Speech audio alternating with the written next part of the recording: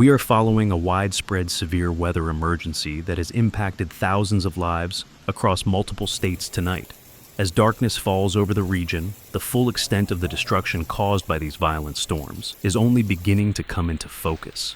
From uprooted trees and downed power lines to damaged homes, structure fires, and dangerous road conditions, this has been a night of relentless challenges for both residents and emergency crews.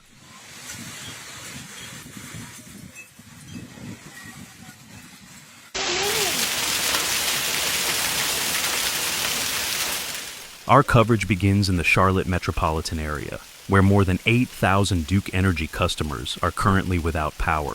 The hardest hit communities include Matthews, North Carolina, and Indian Land, South Carolina. In Indian Land, outages were first reported just after 7 o'clock in the evening.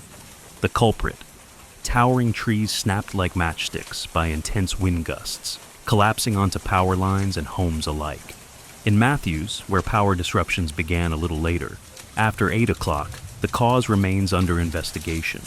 But residents describe an eerie calm, shattered by sudden, violent winds and blinding sheets of rain. Across Mecklenburg County, more than 4,600 homes and businesses have been left in the dark. In South Charlotte, between Providence Road and Randolph Road, entire blocks are without electricity. For many, this came at the end of an already grueling day where temperatures soared to 100 degrees, straining both patience and infrastructure.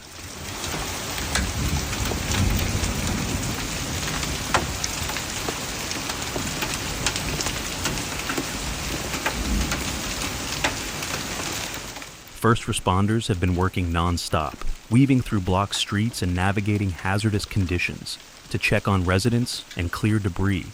The task has been made more difficult by the sheer volume of damage and the scattered nature of the destruction. Fallen trees block driveways, crushed vehicles sit beneath tangled limbs, and power crews face a dangerous maze of live wires and broken poles. In York County, South Carolina, the storm's fury was marked by hail and destructive winds that battered homes and vehicles. Windows shattered, roofs were torn apart, and yards were transformed into fields of debris. Residents there recount moments of terror as the storm struck, many huddling in basements or interior rooms as the wind roared outside like a freight train.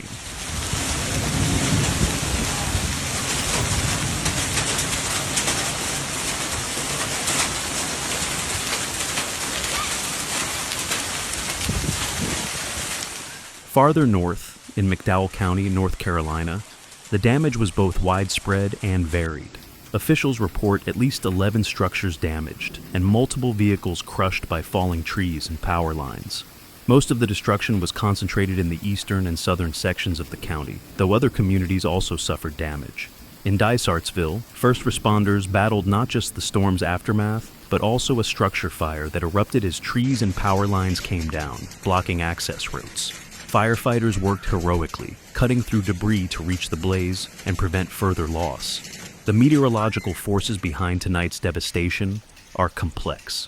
A large dome of high pressure over the eastern United States, combined with exceptional heat and humidity, to create the perfect breeding ground for severe thunderstorms. Unusually, storms formed along coastal areas and tracked westward, a reversal of typical patterns that caught some communities off guard. These storms were loaded with moisture, bringing not just damaging winds, but also torrential rains that created flash flooding risks in low-lying areas.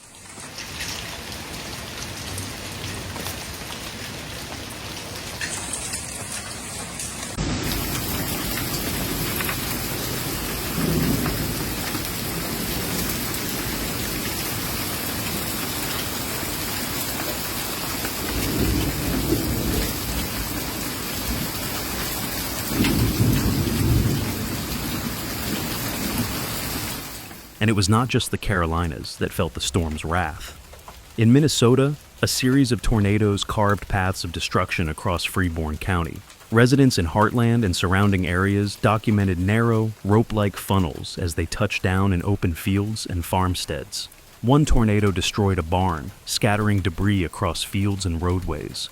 Thunderstorms across the Midwest packed powerful downbursts, localized pockets of extreme wind, that toppled trees and power lines from Nebraska to Wisconsin.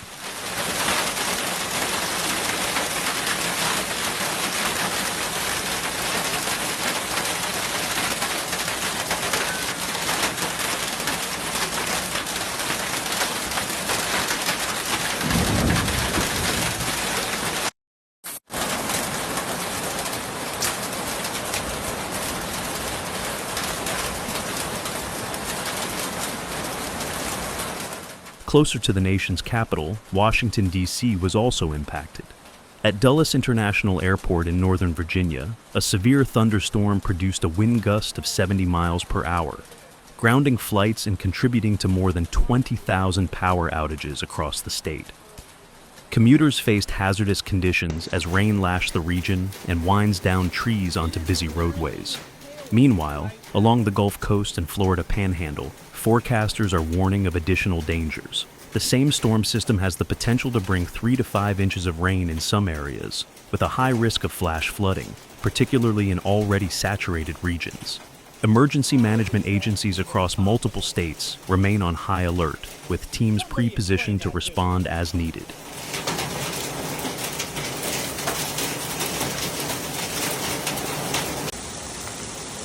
Look at the size of it.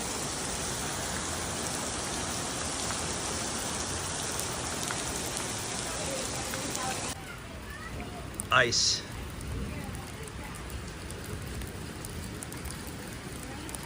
Ice.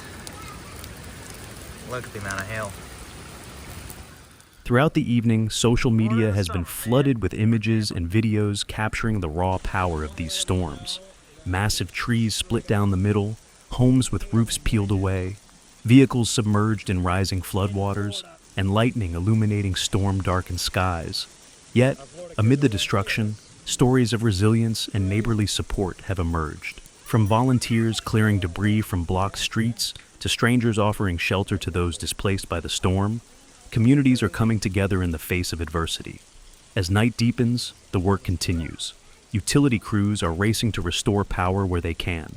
Emergency shelters remain open, offering food, water, and a place to rest. And meteorologists are tracking additional storm activity that could bring more severe weather in the days ahead. Authorities urge residents to stay alert, monitor official weather updates, and take all necessary precautions to stay safe. This has been one of the most severe and widespread storm events of the season so far, and recovery will take time. We will continue to monitor developments and bring you the latest as communities assess the damage and begin the long process of rebuilding. Size of it. Holy cow. Oh, I hope our cars are all right. Woo. Hailing. Look at it. Bouncing off his roof. Oh, my hands are all wet. Thank you for watching. See you in the next video.